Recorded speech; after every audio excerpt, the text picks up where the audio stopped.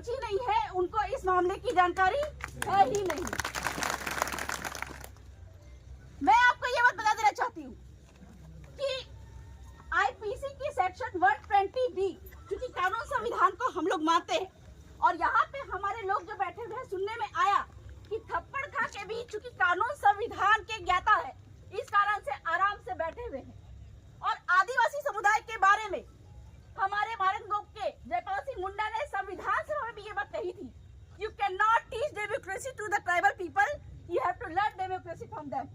मतलब आपको आदिवासियों से लोकतंत्र सीखने की जरूरत है। और हमारे कलेक्टर महोदय ये बात बोलते हैं कि हमको लसाड़िया में जो हमारे माननीय विधायक साहब के साथ में जो घटना हुई है, भाजपा के गुंडों ने घटना की है, उनके बारे में जानकारी नहीं है।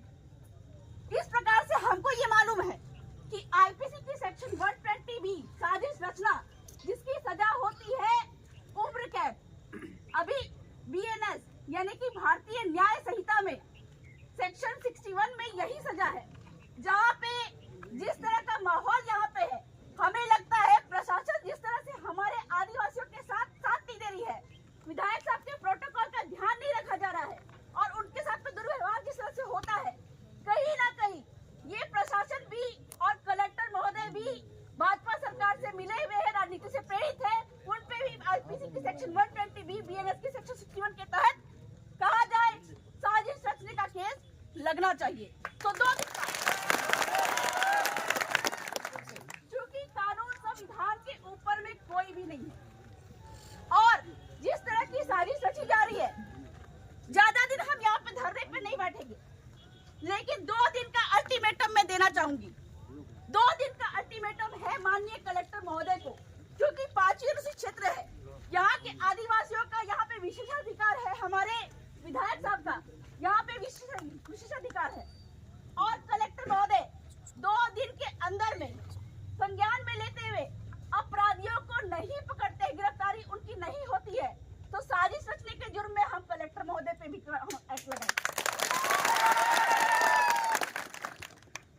वर्तमान के समय में जैसा देख रहे हैं कि पिछले दिनों उदयपुर से एक ऑडियो वायरल होता है और ऑडियो के बारे में सबको पता है, बोलने की जरूरत नहीं है कि वो किसने वायरल करवाया, जहां पे आदिवासियों के घरों की जलाने की बात करती है।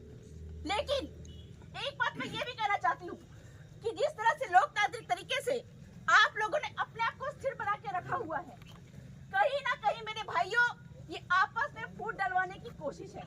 लेकिन ये जो विचारधारा है, ये विचारधारा यही बोलती है कि हमको आदिवासी वर्सेस आदिवासी नहीं करना है और कहीं ना कहीं हमारे लोगों को जरिया बना के फूट डालने की कोशिश की जा रही है।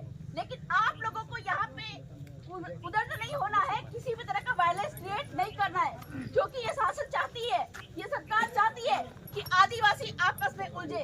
हम कानून संविधान को मानने वाले हैं। 2 दिन के अंदर में अगर कलेक्टर महोदय आरोपियों को, दोषियों को गिरफ्तार नहीं करते हैं तो 2 दिन के बाद में उनके नाम पे FIR होगी। ये मैं आप लोगों को कह रही हूँ। चूंकि जोधपुर हाईकोर्ट जाना है और जोधपुर हाईकोर्ट में भी कलेक्टर महोदय के खिलाफ में बात रखनी है, हमको वहाँ पे प्रोसीड करके आना है। इस कारण से हाईकोर्ट निकलने वाली हूँ, इसलिए मैं बहुत ज्यादा तो बात नहीं रखूंगी।